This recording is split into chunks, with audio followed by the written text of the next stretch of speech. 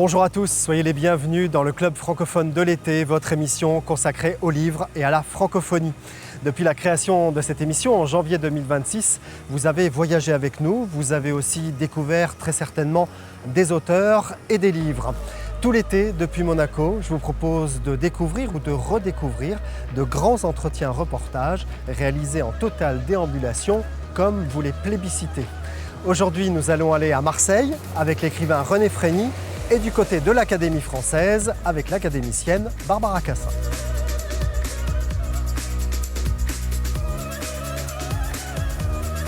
C'est un homme généreux et chaleureux que nous allons rencontrer aujourd'hui. Voici un personnage haut en couleur qui va vous étonner. René Frény a une vie incroyable, ponctuée de doutes et de bêtises. Il raconte sa vie débridée dans l'ensemble de son œuvre. Nous l'avons rencontré du côté du Vieux-Port pour nous raconter son passé, son enfance, mais pas seulement. Cap sur Marseille avec un écrivain pas comme les autres.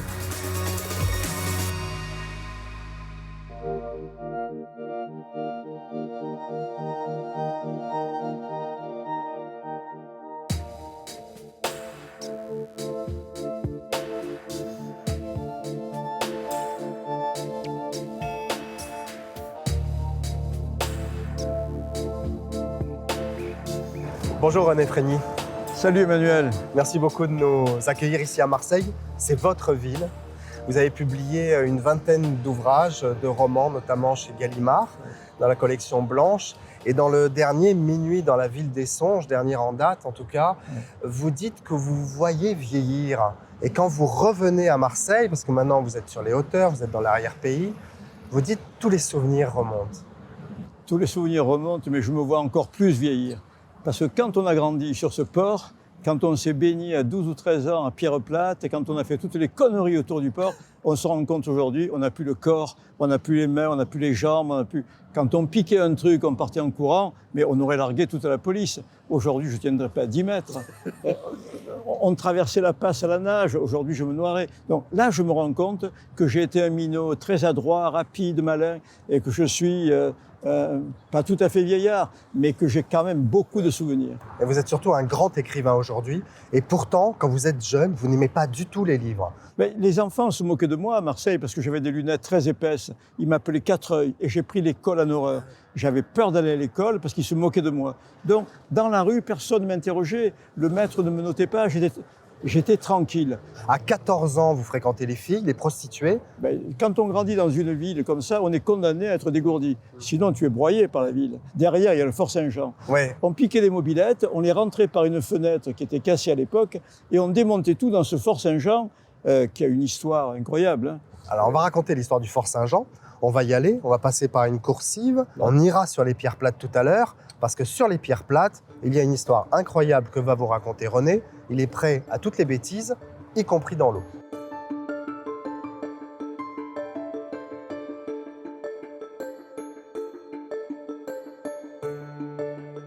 Alors on va descendre évidemment sur les pierres plates, mais on va continuer votre histoire, René Frény, parce que vous fréquentez les Danaïdes, une brasserie très connue à l'époque, ouais. Repère de la Pègre. Votre mère est assez inquiète, elle vous envoie dans une école privée, et à ce moment-là, vous frappez le directeur. Ouais. Je venais tous les matins tourner là, j'allais à l'école un jour sur 3, mais dès que je me suis battu avec le directeur, ça a été tous les jours, ici, sur la Canebière et aux Danaïdes. Ça a été fini l'école. J'avais 15 ans. Et votre père vous conseille de trouver une planque à la mairie parce qu'il dit que c'est la seule solution pour toi. C'est-à-dire, il fallait se faire pistonner par Gaston Defferre. On affichait un peu pour Gaston, le maire de l'époque. Et donc, tous les minots ici faisaient un peu de boxe, rentraient au Parti Socialiste, prenaient la carte et on devenait gardien du stade, gardien du Vieux-Port, gardien du... on était planqués. Et donc, tu ne travaillais plus. La planque royale, c'était la poubelle. Tu te levais, tu courais un peu après la benne. Et puis, une fois, 11h du matin, tu prenais ton petit déj, ta douche, et tu allais jouer aux boules. Donc, mon père, qui était peintre en bâtiment, qui souffrait beaucoup, me dit « Ne sois pas ouvrier comme moi, tu as tout échoué, rentre à la poubelle, tu ramasses la bordille, et à 11h du matin, tu as fini. » Et c'était ça Marseille. Et Marseille, c'était être pistonné, affiché pour Defferre et rentrer à la mairie. Alors, il y a un beau livre que vous venez de publier avec une photographe qui s'appelle Frédéric-Marie Mignana, aux éditions Kern. Et dans ce livre, on voit Marseille, mais on voit Marseille à travers votre regard à vous. Et effectivement, Marseille vous a constitué, cette ville vous a construit totalement. Vous dites même dans ce livre, mon enfance, c'est comme cette longue ville, elle s'étire entre mer et collines. Et c'est vrai que Marseille est très étendue, elle est très longue. J'ai deux mères, la mienne, celle qui m'a mis au monde, qui était une femme extraordinaire, et Marseille. Ma mère m'apprenait les bons sentiments, la tendresse, la douceur, la gentillesse. Et la ville de Marseille m'a appris plutôt la transgression, la violence, la bagarre, le vol. Et mon père était un peu un vrai Marseillais. C'est-à-dire, il me disait toujours, si tu veux pas être un esclave, débrouille-toi. Ne pique jamais un pauvre, mais si tu voles un riche, tu ne fais pas le mal. C'est normal. Ma mère hurlait, mais tu vas envoyer cet enfant au Baumette, à l'échafaud. Ma mère pensait à moi. C'est pas qu'elle avait un sens de la morale plus aigu que mon père, mais elle pensait à ma vie. Alors que mon père, il me disait, débrouille-toi, sinon tu seras toujours un esclave. Des histoires, vous en avez plein à raconter. Vous dites même que c'est le plus grand théâtre de France, Marseille. Il y a des villes où il pleut toute la journée. Ouais. On s'assoit à son bureau, on devient écrivain. Ouais. Ici, il fait bleu 300 jours par an. On sort le matin et on se raconte des histoires. Par exemple, il y a une altercation le matin au Fort Saint-Jean, une bagarre. Ouais. Elle fait le tour du Vieux-Port, elle enfle et chacun rajoute quelque chose pour être intéressant. Et quand ça arrive au Fort Saint-Nicolas le soir, on te dit il y a eu 4 morts au Fort Saint-Jean, règlement de compte, un tel a été tué. Et tout le monde le croit. Il faut occuper le temps en se racontant des histoires. Le Marseillais est un conteur.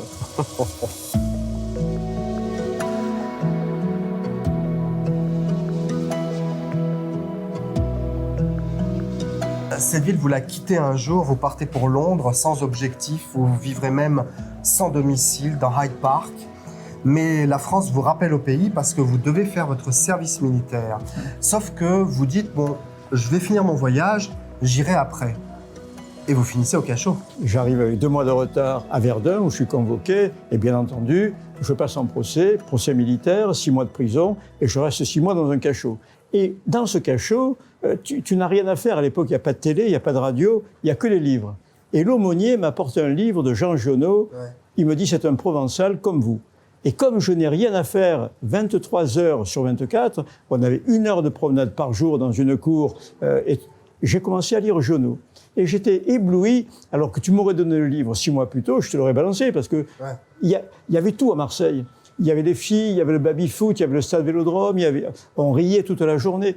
Et quand tu es seul dans un cachot à 19 ans, tu ouvres Jean Giono et tu trouves ce que tu as perdu à Marseille, dans les collines, tu trouves la liberté.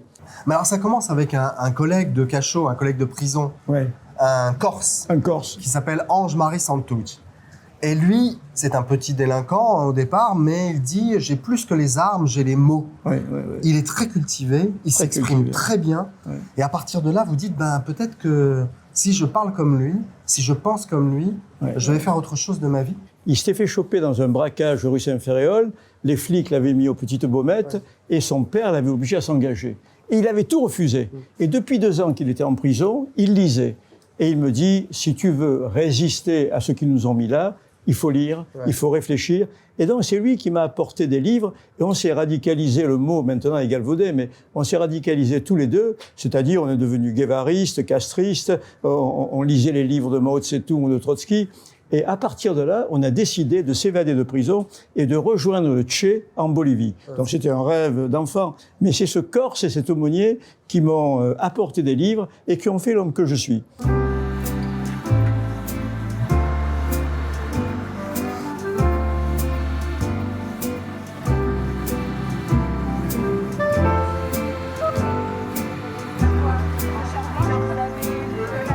Et ce Santucci, alors, il a des grands projets de révolution avec des camarades de Che Guevara. Oui, il avait pris contact, mais très très malin, il avait pris contact avec des révolutionnaires qui étaient en Bolivie, avec le Che, et nous avions décidé de partir là-bas, déserter, partir là-bas. Et vous vous évadez avec lui ? Non. Alors, il se fait attraper avec des livres interdits dans sa cellule, et on l'envoie dans un fort en Allemagne. Et moi, je reste dans la même petite prison à Verdun. Et puis, quelques temps plus tard, je m'évade, je déserte, et au lieu de partir en Bolivie, je ne sais plus du tout où il est, et je pars à Bastia. Je me planque pendant 1 an à Bastia, là je trouve une place de disjockey dans une boîte de nuit, avec des faux papiers d'identité, et pendant plus de 30 ans, je n'ai plus de nouvelles d'Ange-Marie Santucci, je ne sais plus où il est passé. En lisant le journal un jour de novembre, j'apprends que le Che a été abattu en Bolivie. Donc nos projets tombent à l'eau, il n'y a plus le Che, il n'y a plus de guérilla, il n'y a même plus de Santucci. Donc je fais ma vie, je continue à faire danser les filles à Bastia avec des faux papiers et la vie continue. On vous envoie au bagne quand même, hein? Ah oui, c'est-à-dire, j'ai quitté une forme de bagne, les prisons militaires étaient des bagnes. Pour arriver à Bastia, un matin de fin octobre, les filles sortaient les tables, les chaises en osier, les parasols, elles allaient travailler en petite robe d'été, parce qu'à Bastia, fin octobre, c'est l'été. Et donc, elles étaient d'une beauté, mais il y avait des mois que j'avais pas vu, touché, caressé une femme, et je me trouve avec les plus belles bastiaises de la place Saint-Nicolas. Je bois un café au lait en regardant tout ce bleu et ces filles. Ça, c'est quand vous êtes en cavale? En cavale. Ouais. Oui, Quand on vous envoie au bagne, vous désertez encore, vous êtes en cavale. En cavale. Vous allez en Corse, vous allez en Turquie aussi, à Istanbul. Mais avant la Turquie, je dois quand même rendre hommage aux Corses, parce que je suis un peu d'origine corse. Hein. C'est bien Mes deux grands-parents sont corses, donc je vais me planquer là-bas parce que mes parents sont corses. Et à Bastia, j'ai été protégé par les Bastiais. Un directeur de boîte de nuit, un gros voyou, Raffaali, me dit « Mais qu'est-ce que tu as fait pour être en Corse en hiver ?» Je dis « Je me suis tiré d'une prison. » Il me dit « C'est rien du tout. Tu vas être 10 jockeys. Basique. Tu mets les disques, tu fais 10 jockeys, tu fais danser les filles, mais tu sais faire le bebop. Tu fais danser les filles. Après, le mardi soir, le commissaire vient boire un casa, on boit des casas là-bas. Ouais. Tu lui sers un casa. C'est un pastis. Un pastis corse. Il y a 3 marques, hein, il y a Ricard, 51 et casa. Et casa. En Corse, on boit que du casa. En Corse, on boit du casa. Tu lui sers un casa au commissaire, je lui expliquerai que tu es mon petit cousin. Et j'ai jamais été embêté à Bastia, protégé par ce mec, qui était un gros voyou, par le commissaire qui fermait les yeux, et surtout par la population bastiaise qui est très, très hospitalière. Bon, 6 ans plus tard, une fois que vous revenez à Aix-en-Provence, vous êtes infirmier. Et puis à l'âge de 40 ans, vous écrivez vos premiers romans à Manosque, 15 mètres carrés au milieu des collines, et vous devenez écrivain. Ouais. Bon, on va aller sur ces fameuses pierres plates, et vous allez nous raconter une ou deux histoires incroyables. Si vous voulez. Notamment vos liens avec la pègre, ouais. Car malheureusement, René a fréquenté de très près certains parrains de la mafia. Hein. La mafia.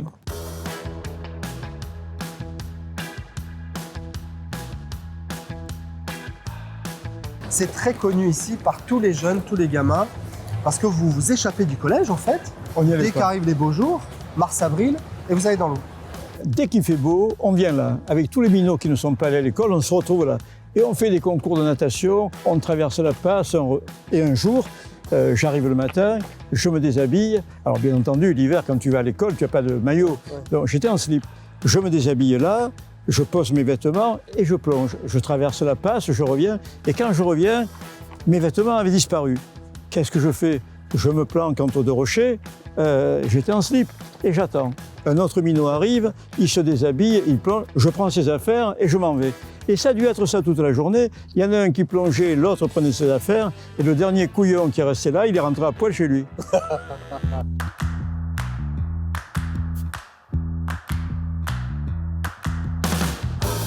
C'est ici en maillot que vous séchiez en fait, René Frény. On passait la journée ici. On était noir fin mars, on était noir comme du chocolat. Alors ma mère, qui voyait bien que je bronzais, quand j'arrivais, elle prenait mon bras, elle me léchait. Et bien entendu, j'avais le goût de sel parce qu'il n'y avait pas de douche ici. Et alors là, c'était le martinet, c'était normal. Ma mère voulait tellement que je réussisse, elle pensait que je pouvais devenir instituteur. Je suis devenu infirmier, même pas. Mais elle me léchait le bras et elle me disait « Tu n'es pas allé au collège ». Avez-vous été tenté, en fréquentant cette pègre dont nous parlions à l'instant, de renouer avec les travers de la jeunesse, avec les larcins? Avez-vous fricoté un peu? Il y a prescription maintenant. J'ai eu besoin d'un gros voyou. J'avais été emmerdé par une famille de cinglés qui avait frappé ma fille. Ma fille avait 5 ans. Et cette famille de cinglés, c'était des dangereux, petits voyous dangereux. Donc j'ai téléphoné à un gros voyou marseillais, un copain de Jackie Imbert. Il a réglé ça en 30 secondes. Et pour le remercier, j'ai ouvert avec lui une boîte de nuit et un restaurant. Pour le remercier? Pour le remercier. Oui, non mais j'avais besoin d'un garde du corps. J'avais affaire à des voisins très violents. Donc ce mec-là m'a protégé et je l'ai remercié en ouvrant cette boîte de nuit. Et un matin... Il n'y a pas eu meurtre quand même? Il n'y a pas eu meurtre. Un matin, j'entends sonner chez moi une cavalcade, 6 policiers arrêtent, me mettent les menottes, garde à vue derrière, là à l'évêché, 96 heures, grand banditisme. Et là, je suis resté 96 heures dans les geôles de l'évêché, derrière, parce que j'avais ouvert un restaurant et une boîte de nuit avec ce gros voyou. Donc, voilà un petit peu ce qui m'a permis d'écrire aussi des romans. Quand tu fréquentes ces gens-là, ils te racontent leur vie, tu fais des gardes à vue. Bon, j'ai fait plusieurs gardes à vue pour ce mec-là. Et donc, ça m'a permis de raconter de vrais romans. Tout est dans Minuit. Tout est dans Minuit, tout est dans... Minuit dans la ville des songes, c'est ça, c'est toute votre vie. Exactement. Vous dites aussi, j'étais beaucoup trop tendre pour devenir un voyou.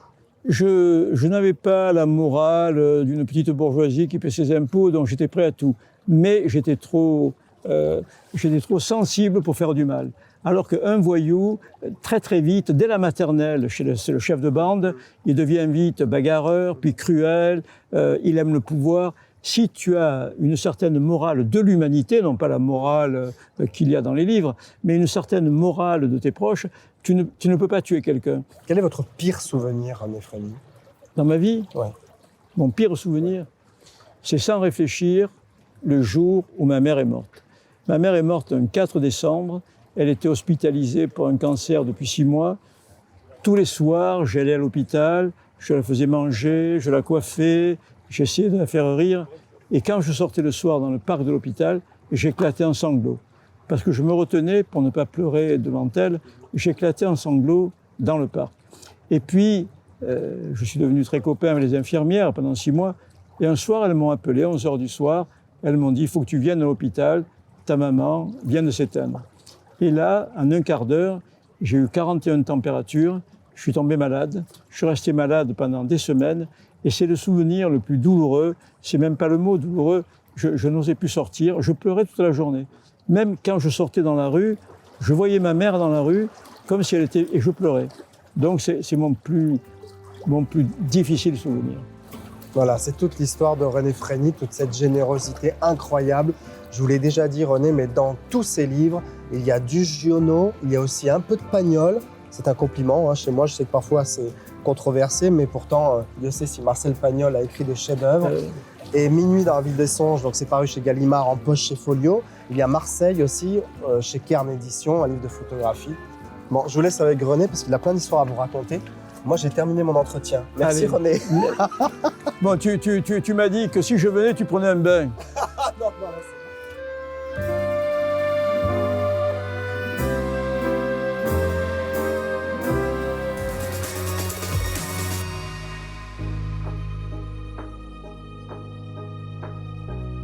Merci d'être avec nous pour ce club francophone et ce florilège des grands entretiens reportages diffusés cette saison 2026. On part à Paris avec Barbara Cassin qui nous a ouvert les portes de l'Académie française, un privilège rare en exclusivité pour le club francophone. Nous allons parler du langage, le langage de ces grands politiciens du monde, avec un langage plutôt franc, vous allez l'entendre, et en tout cas très sincère de Barbara Cassin.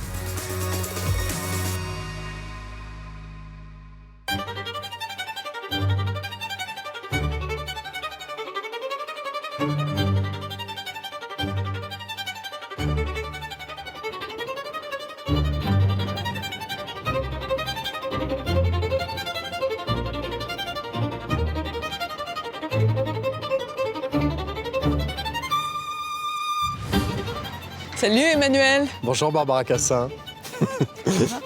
Ça va? Ouais. Merci beaucoup de nous accueillir ici Bah, à écoute, c'est un l'Académie plaisir. française avec la salle de la Coupole qui est juste derrière et puis l'entrée de l'Institut par ici. On va aller dans la petite salle du Conseil. Là où nous tenons nos séances Exactement. de l'Académie Et française. on va parler de ce livre, La guerre des mots, paru chez Flammarion. On y Très va? bien. Avec Grand plaisir. privilège.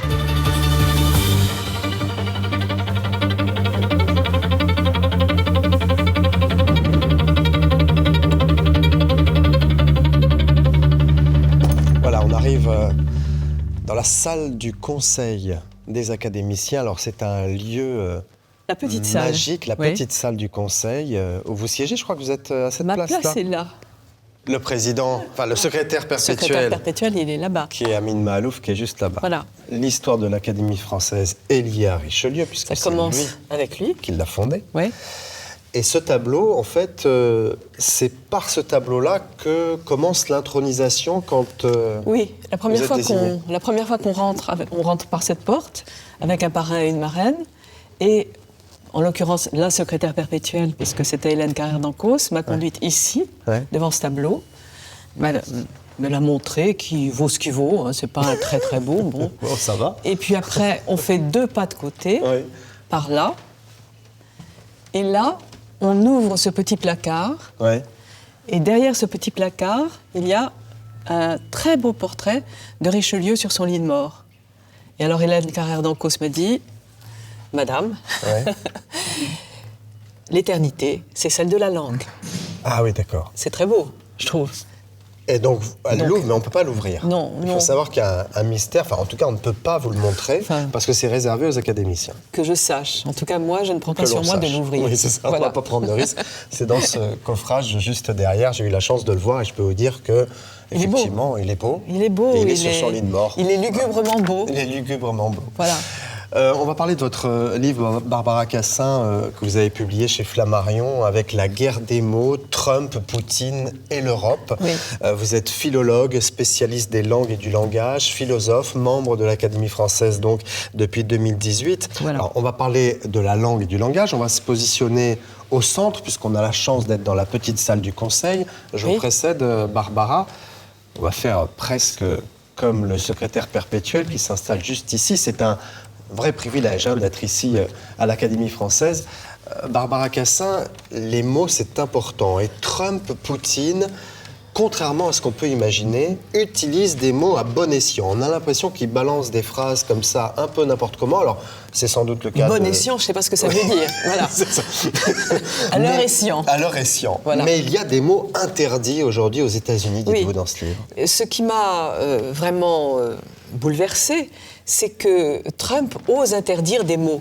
Et alors, il les a interdits, il en a interdit 140. Ouais. Il a donné la liste. Ouais, J'ai listez, la liste, je vais vous en raconter. Oui, Ah oui, je vais vous le dire. antiracisme, diversité, égalité des chances, injustice, sexe, sexualité et même gay. Oui, mais même accroître la diversité, mais même favoriser l'inclusion, mais même identité, mais même justice sociale, mais même... Il avait d'abord enlevé homme. Non, il avait enlevé femme. Et puis il a été obligé de le remettre. Mais on ne peut pas Mais dire... qu'est-ce que c'est que cette histoire d'enlever des mots? Je ne comprends pas. Eh ben, dans le discours, oui, ça veut dans dire l'utilisation... Ça veut dire que si, quand vous demandez, quand vous faites une demande de financement, dans votre demande, vous utilisez ces mots-là, y compris, il y a climat dedans. Si vous utilisez ces mots-là, vous ne serez pas financé. C'est tout. Donc c'est évidemment monnayable. Et donc c'est comme ça que les universités ont tellement protesté ou tellement obtempéré. Il y en a qui ont obtempéré tout de suite. Et certaines ont résisté. Certaines ont résisté plus que d'autres. Harvard, par exemple. Oui, et Columbia, qui avait moins d'argent, a dit oui tout de suite. C'est fou. Oui, c'est fou. Ça veut quand même dire une chose, c'est que le langage compte. Oui. Et puisque, à la limite, il pense peut-être, Trump, qu'en supprimant les mots, il va supprimer les choses. Comment vous vous sentez ici? Est-ce que vous êtes dans une forme de plénitude, dans une forme, je ne sais pas moi, de fierté aussi, parce qu'être élu à l'Académie française, c'est quelque chose, ou vous trouvez ça tout à fait normal, finalement? Non, je ne trouve pas ça normal. Je suis très heureuse d'être là. Je suis très intéressée par ce qui se passe. Et je pense que l'Académie française, on a vraiment tort de croire que c'est juste une bande de vieux raseurs. Parce que c'est pas ça. Vous n'avez rien d'une vieille raseuse. Mais bon, ce que je veux dire, Très loin de là, Barbara. c'est que le travail de l'Académie française, donc c'est le dictionnaire de l'Académie, il faut quand même que vous sachiez il y a peut-être pas un autre pays au monde qui puisse avoir l'épaisseur de sa langue, comme ça, sur le net, accessible gratuitement. Le dictionnaire de l'Académie française, il est sur le net depuis sa première édition. Ouais, c'est vrai. Et c'est extraordinaire. Vous voyez que femme commence par vouloir dire femelle compagne de l'homme. Oui, c'est vrai. La première définition de femme, c'est femelle compagne de l'homme. Voilà. Et je vous assure que maintenant, on n'en est plus là. On est en train de discuter de la définition qu'on va produire. Mais on l'a déjà torturée dans tous les sens. Allez, on va aller sur les bords de Seine avec le Pont des Arts. Et vous avez choisi un invité, un jeune homme très érudit, Florence avec lequel Zemouche. on va parler du langage, ici à Paris. À Voici.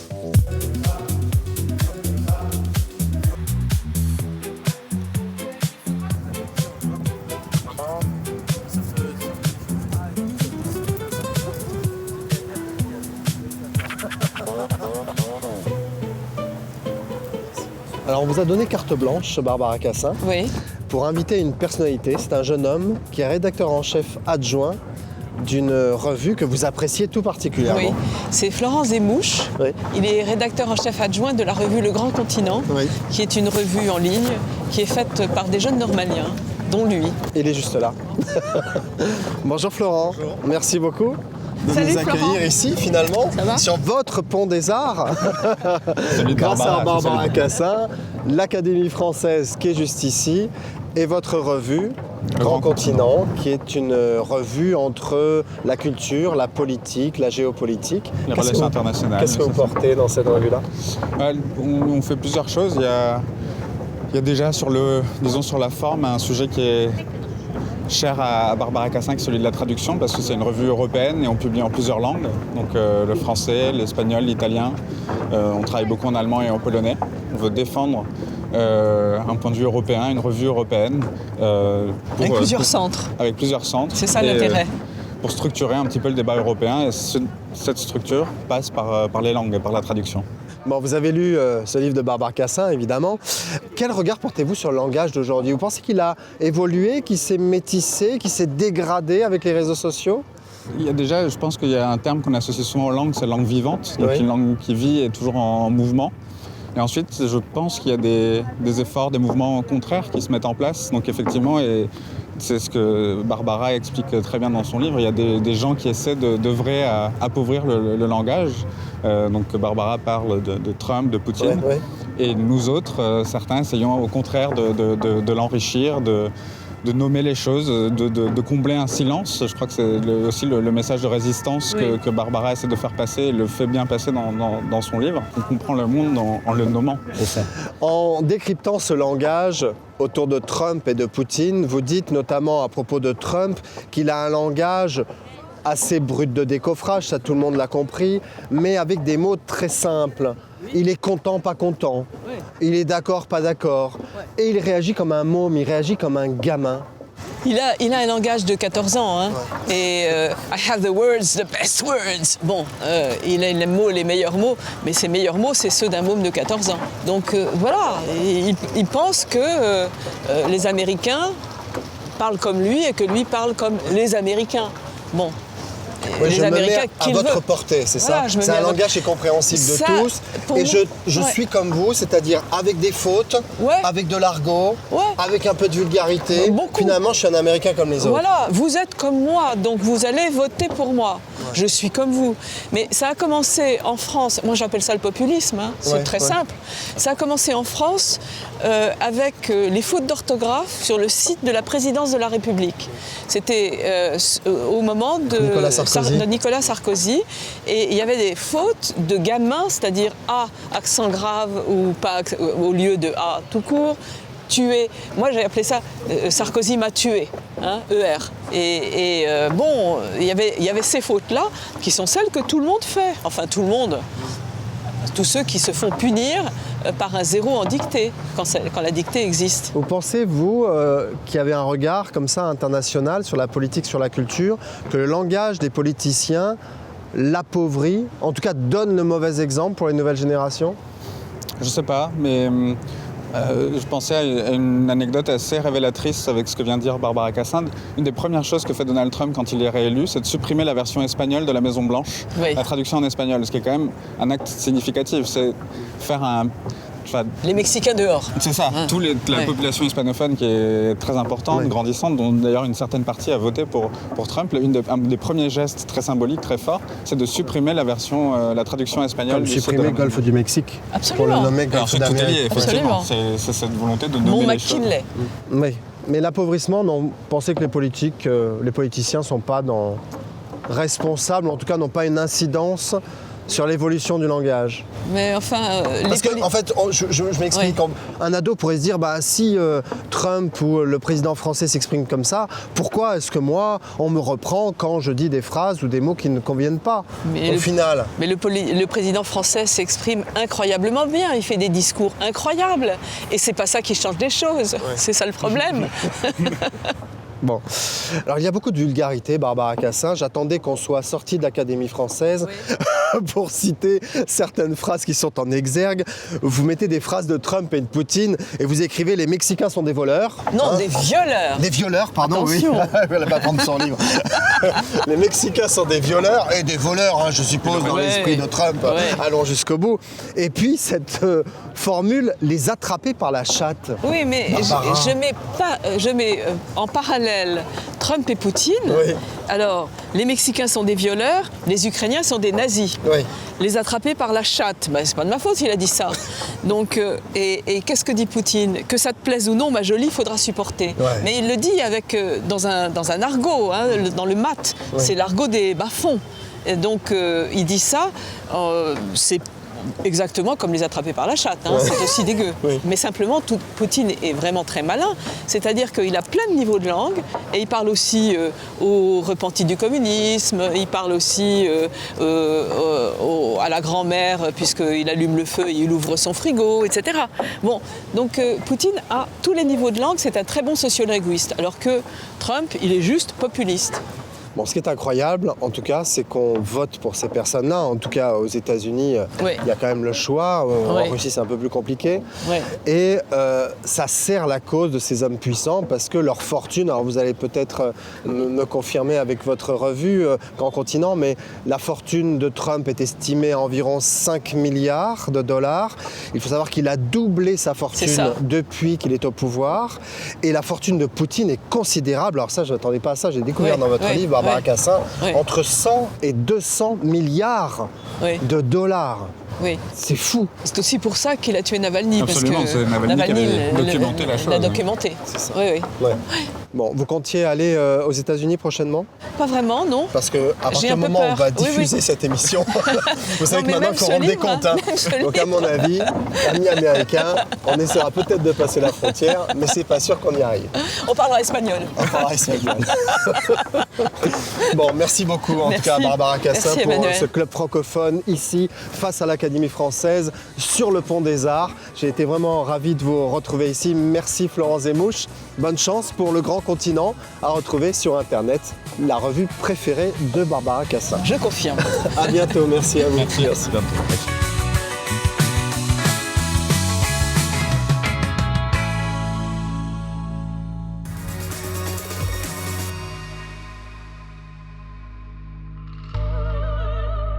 On se quitte sur ces paroles de Barbara Cassin de l'Académie française. C'est la fin de cette émission. Merci de nous avoir suivis. Ce programme vit aussi sur Internet, sur les réseaux sociaux et sur YouTube. Faites passer le message. Le club francophone de l'été revient la semaine prochaine. D'ici là, bel été à tous.